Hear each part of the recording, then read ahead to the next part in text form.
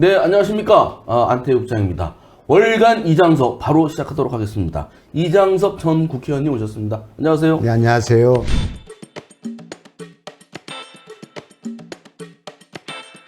지난 3주간 어떻게 잘 지내셨습니까? 예, 날씨가 너무 더워서요. 네. 그래서 아주 힘들게 지냈습니다. 그렇죠.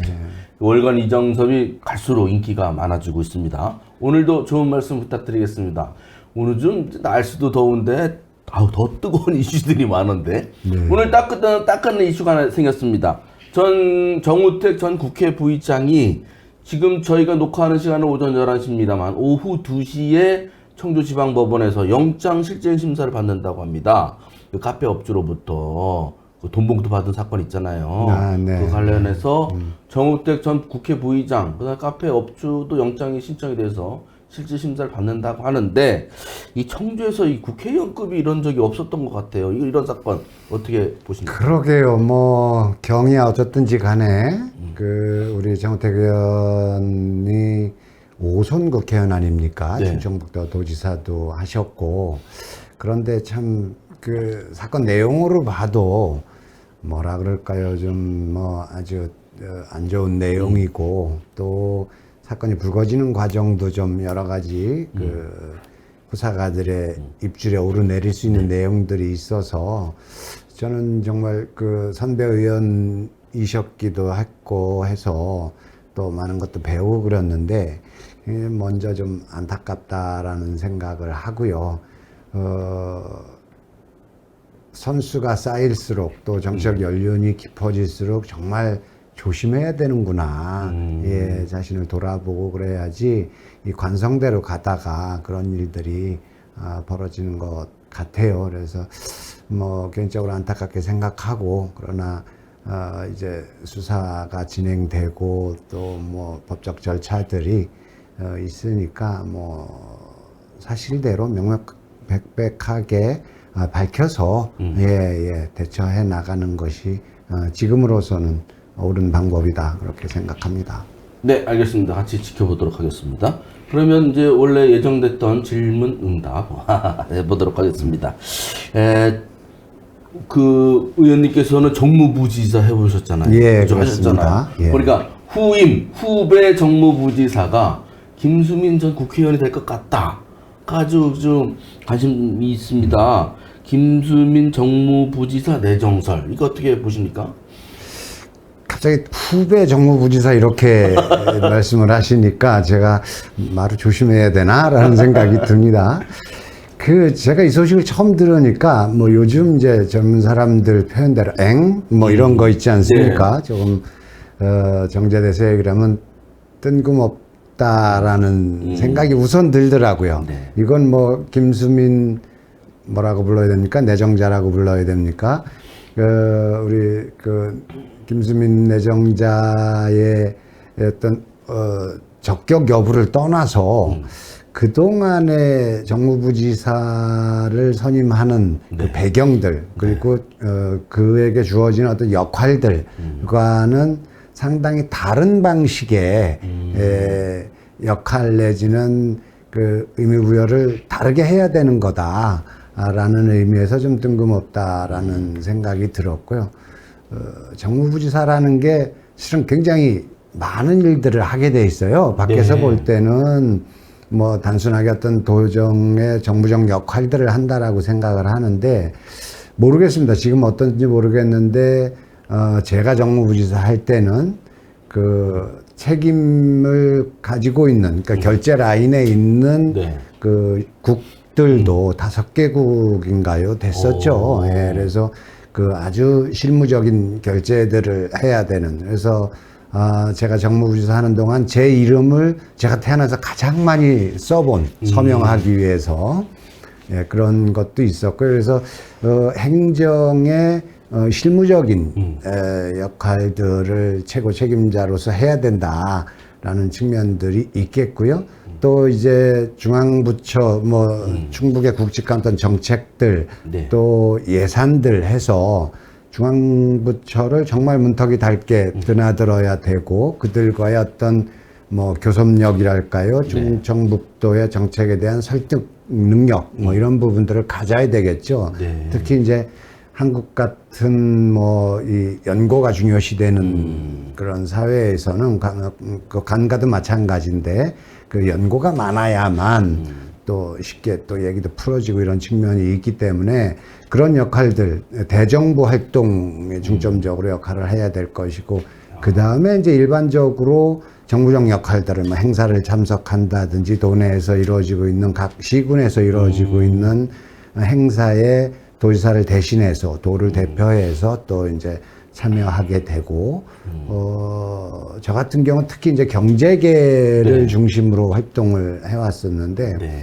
그런 좀 그 활동의 폭이 굉장히 큽니다. 그래서 정무지사를 선택하는 것은 굉장히 그 사람의 어떤 역할, 능력 이런 부분들을 그 역할에 대한 능력 이런 부분들을 고려하고 선택을 하는 것이고 그렇기 때문에 적임자를 찾기도 정말 쉽지 않다라는 생각이 들어서요. 이번에는 그런 과정이 있었나라는 생각을 좀 하게 됩니다. 예. 글쎄 뭐 김수민 전 의원 내정설이 저희가 최초로 썼는데요. 그다음 쭉 가다가 또 아니래더라. 한참 빠졌다가 갑자기 요새 하는데 보니까 나이가 1986년생이고 또 여성이고 해서 이제 남들 의미는 있습니다만 잘할 수 있을까 이런 걱정들을 좀 많이 하더라고요. 글쎄요, 뭐 그 나이가 젊다던가 여성이라든가 뭐 이런 부분들이 단점이 될 수는 없겠죠. 네. 그건 이제 그 나름대로 장점을 살리는 부분인 텐데 저는 뭐 앞에도 제가 정무부지사 역할에 대해서 말씀을 쭉 드렸었는데 우리 김수민 전 의원의 경력을 보면 크게 그 정무부지사 역할을 할 수 있을까, 잘 할 수 있을까라는 의문을 좀 갖게 되죠. 물론 20대 국회의원을 하셨죠. 국회의원 하면서 정책 뭐 국정 전반에 관한 이해도가 어느 정도는 있겠다 싶은데 약간의 나이에 또 비례대표로 의정 활동을 하면서 얼마나 깊이 있게 들어갈 수 있었을까라는 생각은 좀 들고요. 그 정무부지사의 가장 이제 핵심적인 그 역할은 그 대정부 활동이죠. 해서 충청북도의 여러 현안들을 정부 요로요로에 가서 설득하고 관철해내는 능력. 이제 이 부분들이 정무부지사를 선택하는 가장 첫 번째 어떤 목표, 기대치가 돼야 될 텐데 그런 역할들을 잘 해내실 수 있을까? 국회의원 말고는 주로 이제 홍보 분야였어요. 그러면 맞아요. 우리 김영한 지사도 김수민 전 의원을 정무부지사로 쓰고자 하는 이유는 도정 홍보라든지 뭔가 좀 그동안에 불편했던 도정과 어떤 소통, 도민들과의 소통, 뭐 이런 부분들을 보완하기 위한 아주 그 단편적인 역할들을 기대하는 것 혹시 아닌가 이런 좀 우려가 있습니다. 알겠습니다. 그리고 저 의원님이 좀 관심이 있을 만한 대목이에요. 그 김영한 지사가 이번에 김수민 전 의원을 정무부지사로 내정하면 나중에 지방선거 때 김영한 지사는 도지사로 김수민 이제 정무부지사는 자기 청주시장으로 나가겠다.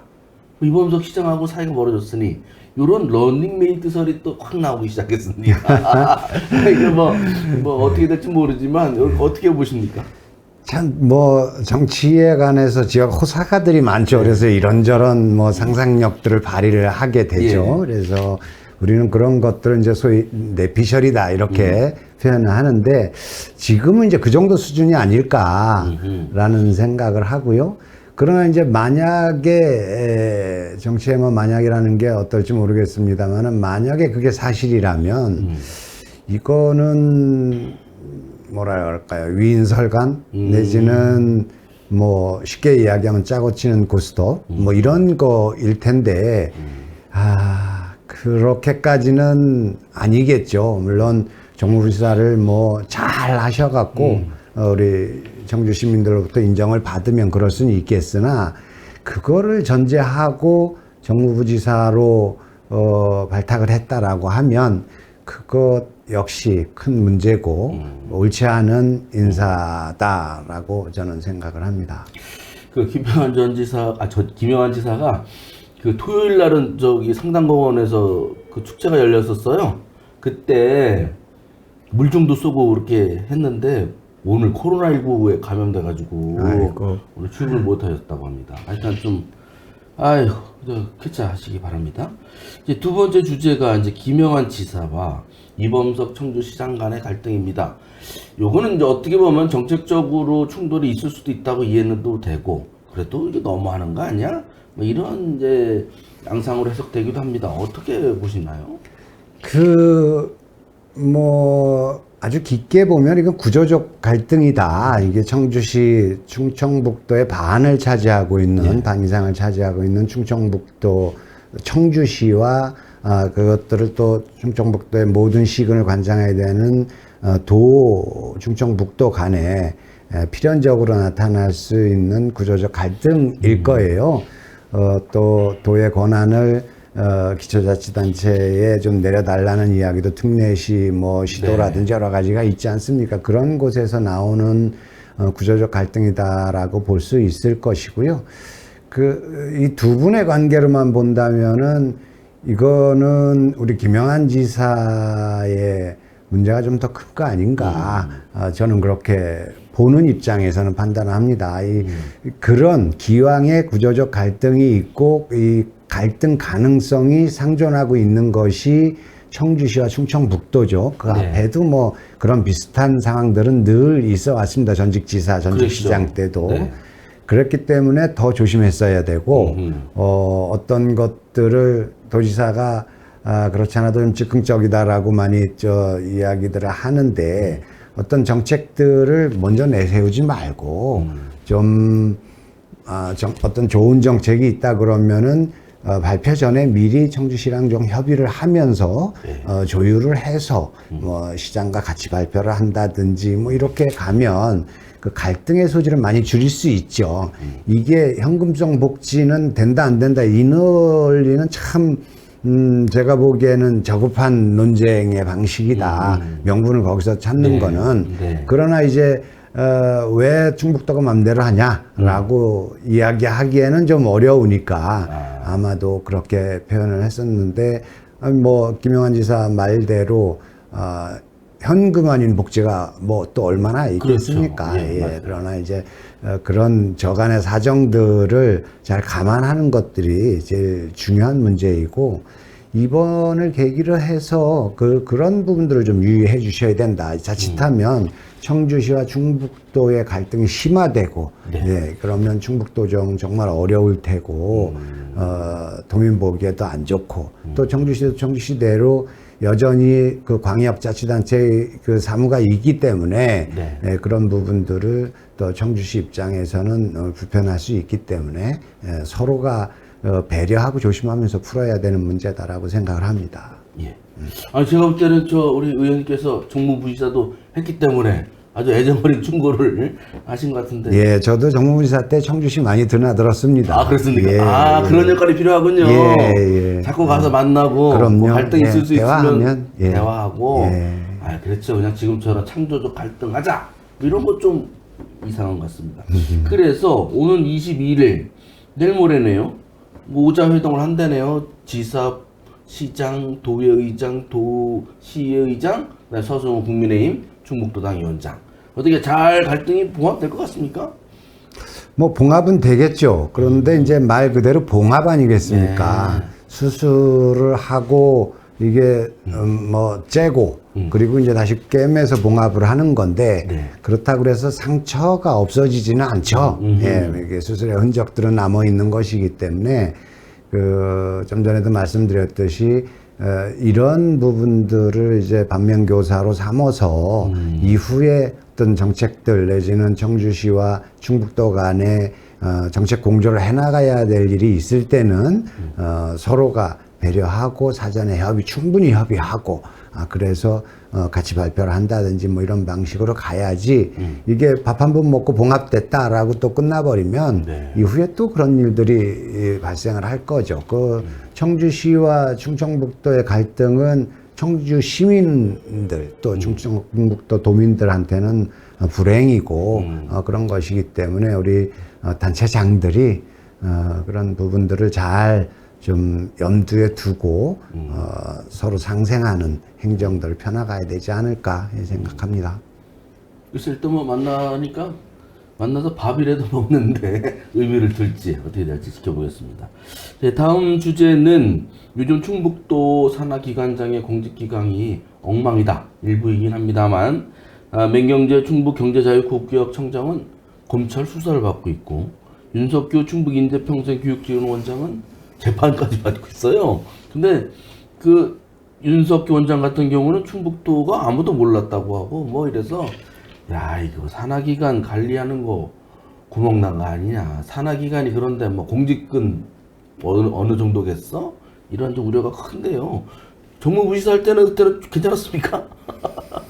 그때는 제가 한 2년 넘게 했어요. 근데 그때는 뭐 일하느라고 정신이 없어가지고요. 우리 공직자들도 마찬가지인데 뭐 일탈할 수 있는 여유조차 없지 않았나라는 생각이 들고요.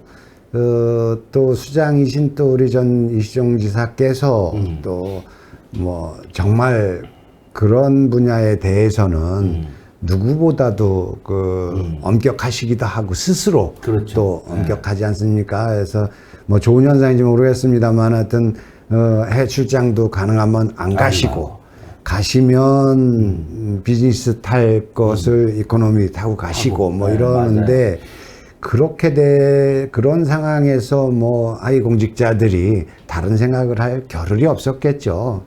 결국 그렇게 보면 조직 문화다 이거는. 조직 문화가 느슨해졌고 수장의 어떤 모범적인 어떤 행동 이런 부분들이 이 하위 공직자 전체 내지는 산하 공공기관에게 미치지 못하는 어떤 조직 문화에 큰 문제가 발생했다라고 보겠습니다. 지금 두 건을 말씀하셨는데 그 건이 뭐 어제 오늘 일어난 일은 아니고 우발적 사건은 아니죠. 그런데 그만큼 이제 행정을 펴나가는 데 있어서 아주 세세한 부분까지 배려하고 검증하고 또 공직사의 어떤 기강을 잡고 어떤 멸사봉공으로서의 조직 문화를 만드는데 소홀히 한 거는 틀림없다. 예, 그렇게 보여집니다. 그 이시종 전 지사 했을 때도 낙하산을 했으나 일단 하도 뭐 본인도 그렇고 그분들이 뭐 퇴직 예정 공무원들이 와서 그래서 그렇게 산하기관장이 사고 친 적은 없었던 것 같아요. 그러니까 이제 앞에도 제가 잠깐 말씀드렸습니다만은 어떻게 쓰여지느냐. 이 특정의 산하기관장이 됐던 특정의 어떤 직책이 됐던 이런 사람들을 쓸 때 어떤 것을 목적으로 무슨 목적으로 쓸 것이고 그 목적에 부합하는 사람이 누구냐 이렇게 출발을 해야 되는데 예, 그래서 적임자를 고르는 거고 말 그대로 적임자 아니겠습니까? 그런데 이게 이제 사람 관계에 의해서 내가 저 사람하고 친해 그러니까 어느 자리를 줘야 돼 뭐 이렇게 하기 시작하면 예, 조직도 모르고 또 들어가서 어떤 조직 역량을 강화시키는 방법도 모르고 예, 뭐 업무 파악하다가 세월 다 가고 뭐 이런 상황들이 있을 수 있겠고 일단 인간관계가 우선되다 보니까 검증하는 것들에 있어서 소홀할 수밖에 없겠죠. 예, 저 사람의 어떤 역할을 주어지고 그 역할에 맞는 능력을 갖고 있냐 이렇게 출발하면 그러면 검증을 세세하게 할 수밖에 없지 않겠습니까? 그런데 저 사람하고 친하니까 이 자리를 줘야 돼 이렇게 되면 뭐 검증부서도 마찬가지겠습니다만 검증하기 참 어렵죠. 이게 많이 생략될 것이고 그런 데서부터 이제 문제들이 나타나기 시작하는 거다라는 생각입니다. 그 맹경재 청장은 그 부지사로 계실 때도 그 국장 정도 하고 예, 경제통상국장 했습니다. 상당히 능력이 있었는데 이분이 그 김영환 지사 때도 상당히 중용을 받아서 계속 유지가 됐는데 이렇게 중용받고 이렇게 하다 보면 이런 것들도 좀 뭐라 그럴까 누가 이렇게 감시 관리 감독 이렇게 소홀해져서 이런 일이 일어날 수도 있는 건가요? 참 맹정재 지금은 이제 경제청장이고 제가 있을 때는 경제통상국장인데 경제 쪽, 뭐 투자 유치 쪽 해서 그 일에 대한 집중력이라든지 열의가 굉장히 센 분이십니다.